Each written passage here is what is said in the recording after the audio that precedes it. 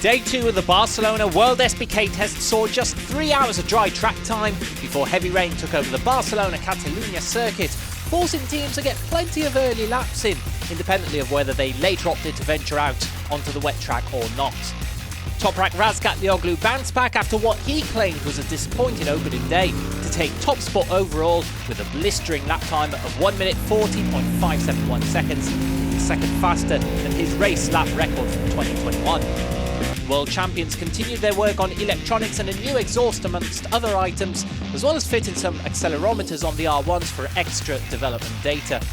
Andrea Locatelli also continued his preparations for the season, 42 laps completed and the 11th best time overall. Moving to the Aruba Ducati box, where Alvaro Bautista had to settle for second position on the timesheet after 67 laps completed.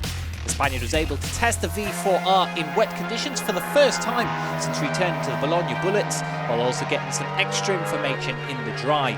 Swing arm adjustments and inside forks have been the focus for the team in Barcelona, including for Michael Ruben Rinaldi's side. The Italian rider limited his running to the dry track after a positive race pace test in the morning. It was more of a mixed bag over at Team HRC, who beyond their development work with their 2022 Showa and Nissan items have also brought some double air ducts to Barcelona, perhaps with hotter days in mind. Iker Lecuona posted the third fastest lap of the day, improving his fastest lap from the day before by over a second, and one of only 5 men under the race lap record. Xavi Vierque, on the other hand, saw his afternoon cut short by a high side on the exit of turn 12. The Spanish rider was transported shortly after to a local hospital for further assessments. The Kawasaki racing team opted to finish their test shortly after the rain arrived, saving a half day in their test and allocation for further use. Jonathan Rea claimed 4th spot on the timesheets after just over 30 laps, with the Northern Irishman focusing on his race starts on Saturday, as well as a small balance change to his ZX-10RR. Alex Lowe's also limited his running to 36 laps, still working on improving his mechanical grip after going through most of their test items on Friday. Over to BMW, whose focus with Scott Redding over both days has been to refine an M1000RR package, which should be very similar to the one we'll see in 2 weeks' time for the season opener at Aragon. Redding managed to drop into the 141s in the morning, improving his fastest lap time from the day before, while Ilya Mikhalczyk continued to learn his way around the WorldSBK spec bike, finding nearly a second on his fastest lap time from the day prior.